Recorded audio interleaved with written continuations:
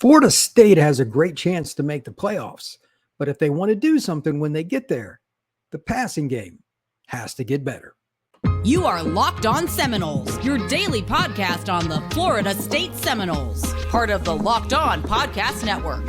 Your team every day.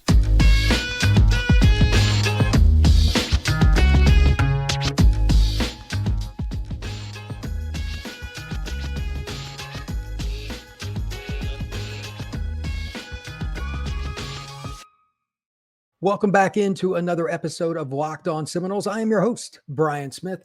Thanks for tuning in each and every day, enjoying growing this show and having a lot of fun with it. It's awesome that Florida State is 4-0, number 5 in the country per the AP poll, headed into an off week before they play Virginia Tech at home on the 7th of October.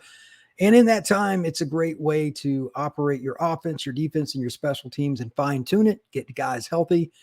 And to that point, all three segments today are going to be subpoints of one big theme: Florida State getting better in the passing game. If you listened closely to my open, talking about they have to get better to do something in the playoff, and you said, well, Brian, they just won because of a big passing play. That's just it. They hit some big ones, but they need more consistency and a little bit more dynamic with the variety of players. And finally, the playbook. There's a lot of little subpoints. Just to get like 2-3% better, they're going to have to do a whole lot of things. When you get to that final end point to try to get a national championship, you're not going to get there with a lot of work sitting on the side. You got to go after it. And that's what I'm going to talk about today. So Florida State, I think right now they're a playoff team, but could they win games and win a natty? I don't think they would. This is what it's about. So LinkedIn Jobs is today's first sponsor. These days, every new potential hire can feel like a high-stakes wager for your small business. That's why LinkedIn Jobs helps find the right people for your team faster and for free. Post your job for free at linkedin.com/lockedoncollege. Terms and conditions apply. Yeah, today's show, we're going to kind of break down Jordan Travis. We're going to discuss some of the things that go on within the passing game that I think some teams are going to take note of and try to make some adjustments. And that's why Florida State, which wide receivers step up. I've talked about that a little bit. Still not seeing what I want. And I got a feeling, although they won't admit it in any press conference or anything else, the weekly presser and all that, they're not going to. It's not going to be positive. So they're not going to talk about it. That's just how athletic departments work, head coaches work. But they got to get more diversified. And that diversification also leads into third segment, the playbook. Florida State has been pretty basic in some ways. They haven't run a lot of trick plays, and I'm not saying you got to be Riverboat Gambler or Bobby Bowden to run your passing game. You don't have to do that, but I would expect a little bit of a expanding offense as the season goes on, because that's what most teams do, and I love talking about that stuff. So that's going to be segment 3. All right, let's talk about the game-by-game progressions. For one, Mr. Jordan Travis. I'm just going to kind of read off some stats in the raw numbers. There's good and bad, and it depends on how you want to look at it for whether or not Florida State is hitting their high level marks. I mean, yardage, pass yards per play, touchdowns. There's a lot of different metrics you can go by, and I'll let you judge for yourself. Then I'll give my own 2 cents. First game against LSU, obviously Jordan Travis was on fire. 23 of 31, 74%, 342 yards, 11 yards per attempt. Against the major Power 5, that last stat there, that's the big one. 11 yards at attempt, 4 TDs, and the one interception he threw early in the game that wasn't very good. Only 15 of 29 against Southern Miss, but I knew they were not going to be that focused. I talked about that all week before that game. Still threw for 175 yards and a couple scores. And since that pick against LSU, by the way, hasn't had any interceptions. The victory against BC, 15 of 25, 62.5%, 222 yards, 9.3 yards per attempt. That's pretty good, but they didn't make any of those clutch plays. And that's why these numbers can be a little bit off in the fourth quarter, because they did not score in the fourth quarter of that game and won by 2. A couple of touchdowns for Travis in that game. And then this game, they just completed against Clemson, 21 of 37, only 56.8%, but 289 yards, 7.8 per attempt, and 2 scores.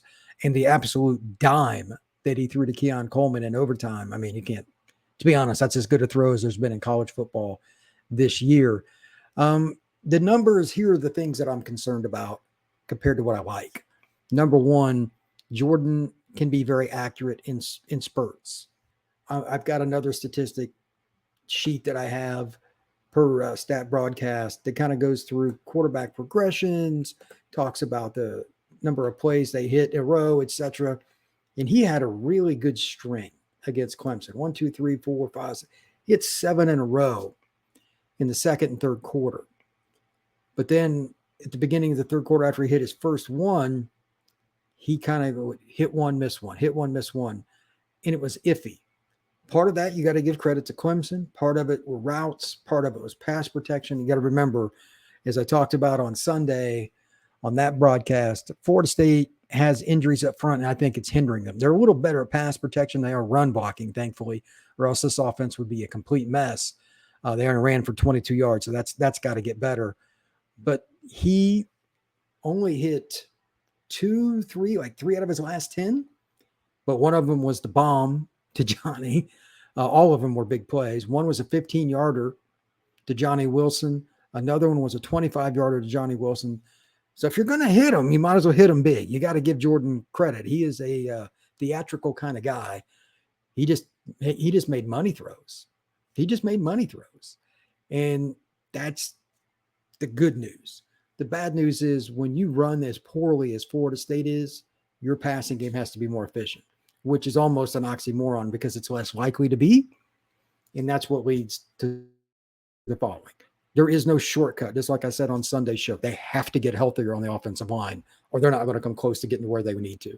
You can't be in third down. Looking at this chart, there's 3rd and 10, 2nd and 10, 2nd and 9, 3rd and 9 pass, 2nd and 10, a 3rd and 10, 4th and 10, 2nd and 9. They cannot run the football. And when they can't run the football, eventually that's going to bite you. You can't be in all these situations. That's why Jordan was struggling to throw, in part because it was long yardage. If it is 2nd and 5 and you can run RPO, Johnny Wilson and Jaheim Bell, Marcus and all these guys, there are going to be dudes wide open all over the field. 2nd and long, drop 7, drop 8, different blitz packages. It is a nightmare. These numbers are proof. Remember now, he is a 6th, not a 5th, a 6th year senior. And he was struggling in these situations just to complete passes. And now, again, he hit big ones, and they were clutch, but he wasn't even completing 50% of his passes down the stretch when they were behind the chains because the running game was awful in the second half against Clemson. So that's something that has to change, and it's a separate part, but I have to mention it. The two work off each other. You can run to set up the pass and vice versa, but when one or the other goes dry, it hinders the other one at least a little bit in terms of consistency. So can Florida State do better in the intermediate while they're struggling to get guys back? That's debatable, but they have to do something. And we're going to talk about that in segment 2, and that's finding different guys. Because, I mean, they're keying on Coleman and Johnny Wilson, and they're still making big plays. I'm not taking anything away from it. But if they're going to get to that point, the run game's got to be the part. As goofy as that sounds, again, they work together. I've never spoken to an offensive coordinator that didn't want some sort of balance. I didn't ever talk to the Pirate. May he rest in peace. He's about the only guy that just openly said you don't have to have any. But I don't see too many others.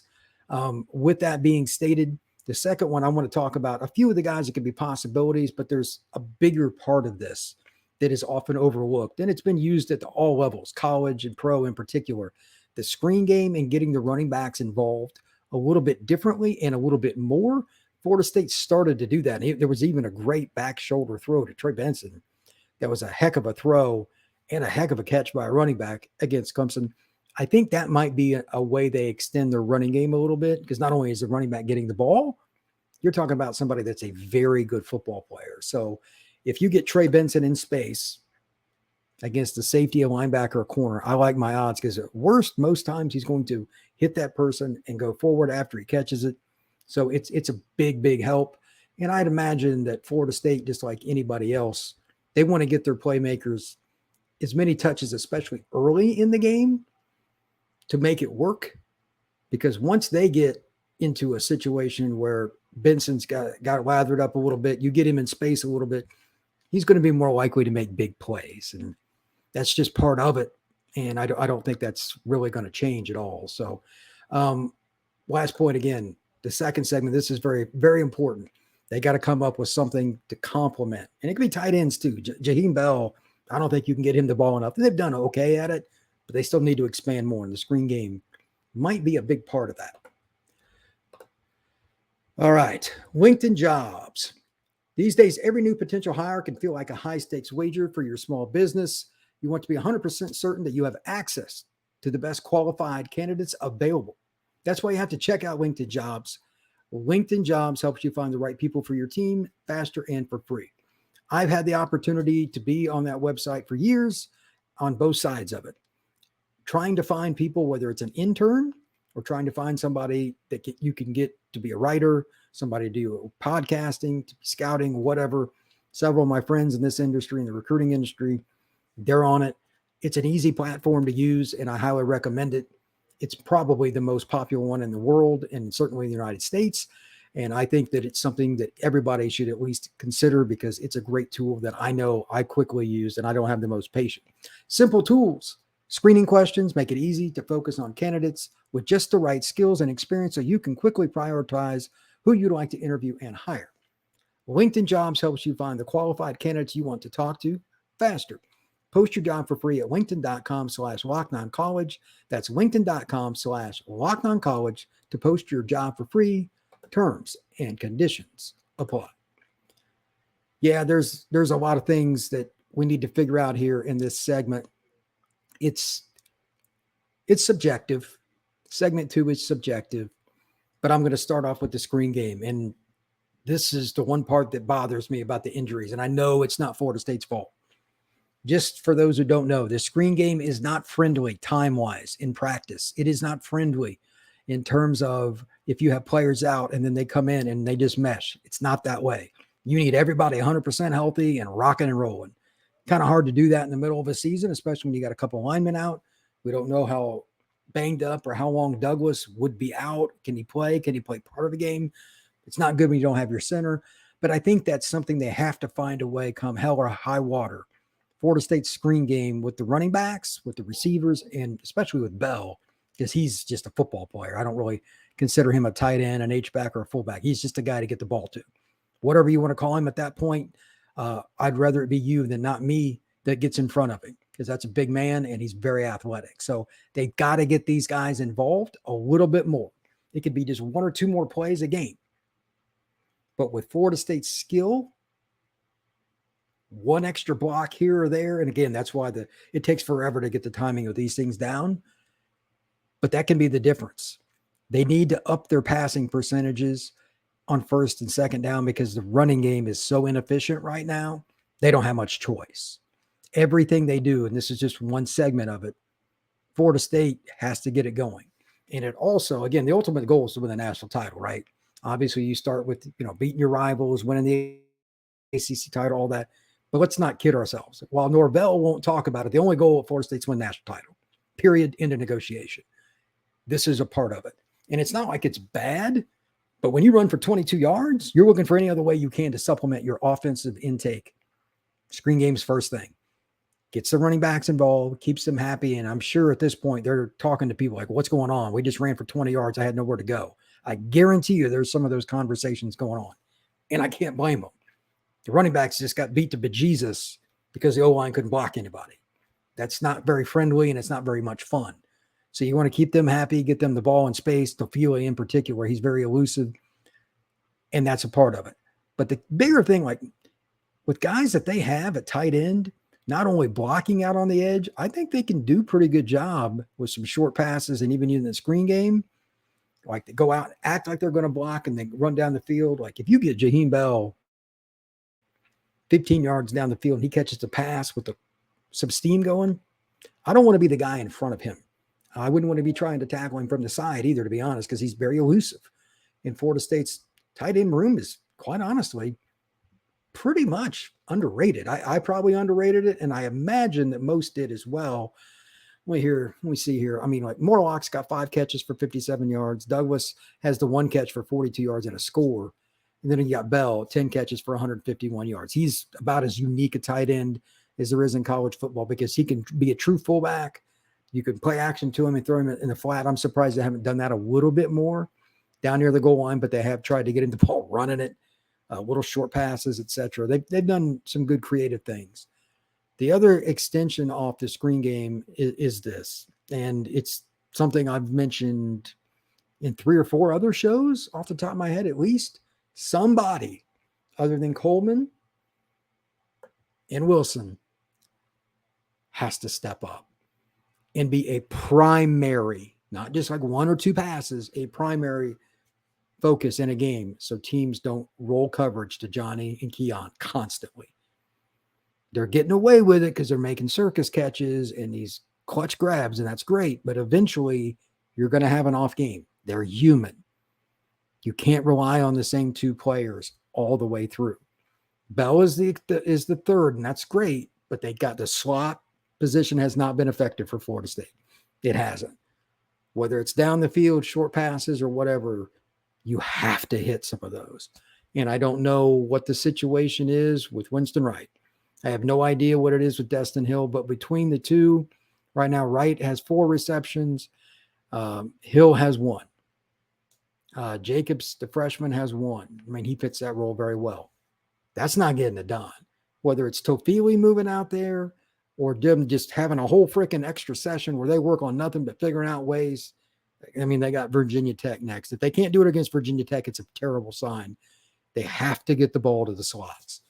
Teams are eventually going to figure out a way to all but eliminate one or the other of Coleman or Johnny on anything other than the jump balls. There's not much you can really do about those, but too much of Florida State's offense is based on down the field big plays.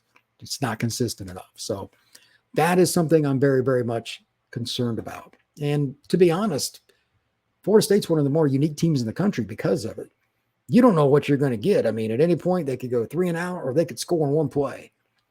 Sometimes they move the ball down the field methodically. They'll get in a little bit of rhythm. Like I said, he hit 7 in a row in the game against Clemson.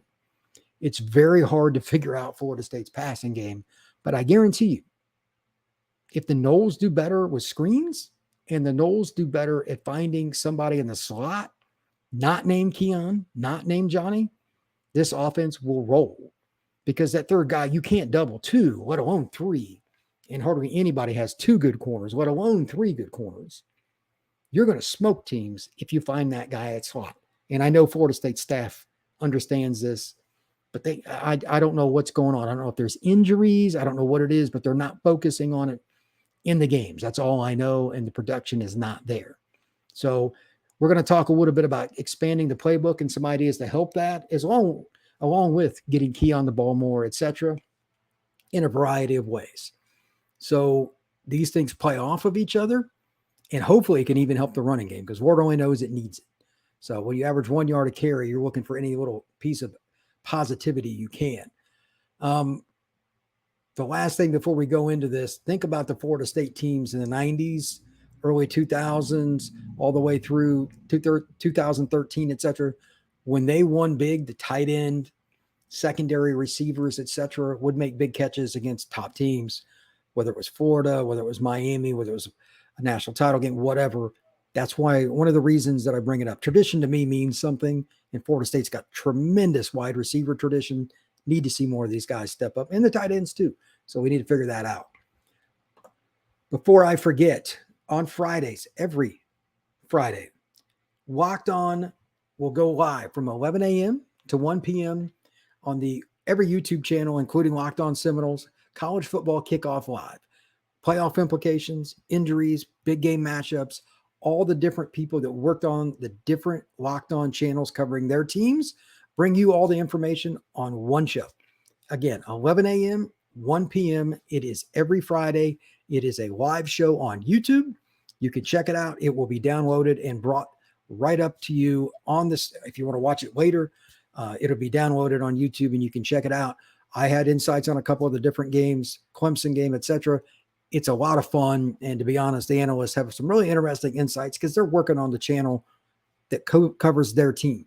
So somebody that Florida State has coming up, somebody that Florida has coming up, Miami, Georgia, whatever team you're just curious about, you're going to get inside tips on what's happening. 11 a.m. to 1 p.m. Locked On College, or Locked On Football Kickoff Live. So the The last segment before we get into it, I have one more thing to talk about. That is Athletic Brewing. Athletic Brewing Company. Now time for your game changer of the week. Athletic Brewing has completely changed the non-alcoholic beer game. They make non-alcoholic beers that actually taste good. Much like with the Super Bowl winning quarterback, Athletic Brewing Company is a brew you can count on. They brew over 50 styles of craft, non-alcoholic beer, IPAs, golden sours, and more. You can find Athletic Brewing Company's non-alcoholic brews at a store near you or buy online at athleticbrewing.com. First-time customers can use Locked On to get 15% off your first online order. That's Locked On at checkout for 15% off at athleticbrewing.com. Near beer exclusions and conditions apply. Athletic Brewing Company. Fit for all times. All right. We're going to talk a little bit about the playbook and the things that go with it. Why Florida State needs to expand a little bit. And this is something that happens every year. You got to keep teams off balance a little bit, even if it's just one formation, a player moving around. They do different things because everybody watches film. They got 100 analysts in these football offices, Florida State included, and they just break down film and they look for an answer to get that one freaking play that changes the game. Look at it this way. Florida State gets the quarterback sack at the fumble of Klubnik and they pick it up and score. It's not like you're drawing that up because defensively you can only do so much, but that's the difference between winning and losing. If Clemson goes on and scores on that drive, if they punch it, there's a really good chance they beat Florida State. You're looking for an advantage in something. Clemson wasn't ready for what Florida State brought, whether they knew what was going to happen, whether they exposed Moffitt because he's not a good pass protector and he makes errors. I don't know, but that's the kind of things you're looking for. And that's what we're going to talk about here. These are the three main topics. Expanding the screen game, I touched on that. And then we're going to talk about, again, we got to find somebody to hit a play, and I've got an idea for that. And then finally, just broadening how they get the ball to Keon and Johnny. Reverses are possibilities for all these guys. I'm just going to mention that. I'm not a huge fan, especially with a guy like Keon, because he gets so much attention. But I am interested if they can do it with a slot or a reverse pass, something like that, just to keep teams honest.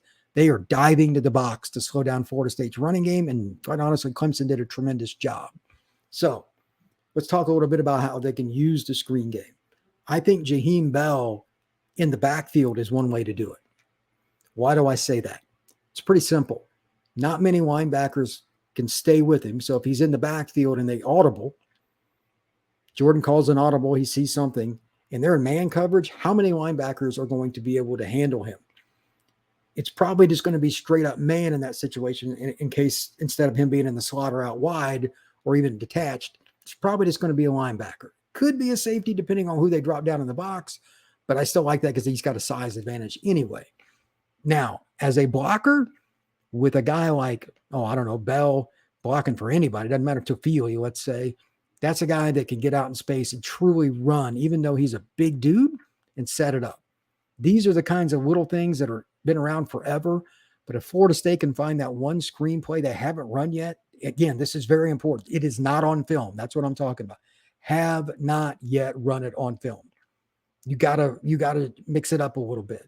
There's nothing wrong with going bread and butter and everybody runs the look game and the glances and all that kind of stuff off the RPO. Flat out instituting something different to help complement that running game that I keep bitching about, and rightfully so, they got to do it. Florida State needs to use Bell as a part of that package. Also, for the love of mankind, find a way to use screens in a multitude of ways to the slots. They got to get the ball.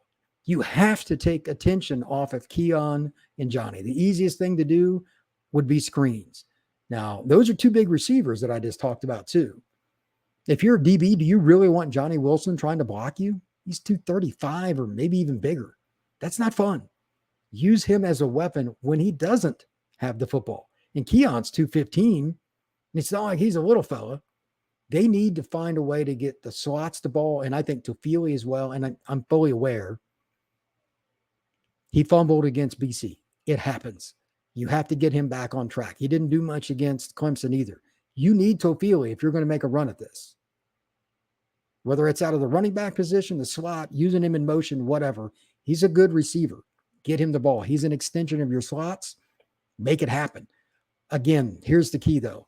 Different play, different formation, repeat. Basically, they're going to be the same play. This is what everybody does. You got 7 formations. You're running the same play. But to the naked eye, the defense probably isn't going to know it's coming.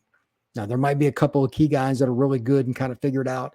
But you're going to have at least a half-step advantage, and that can be the difference for a guy like Tofili catching the football and eventually taking it to the house. He's going to hit one on one of these short passes or short runs. He's elusive.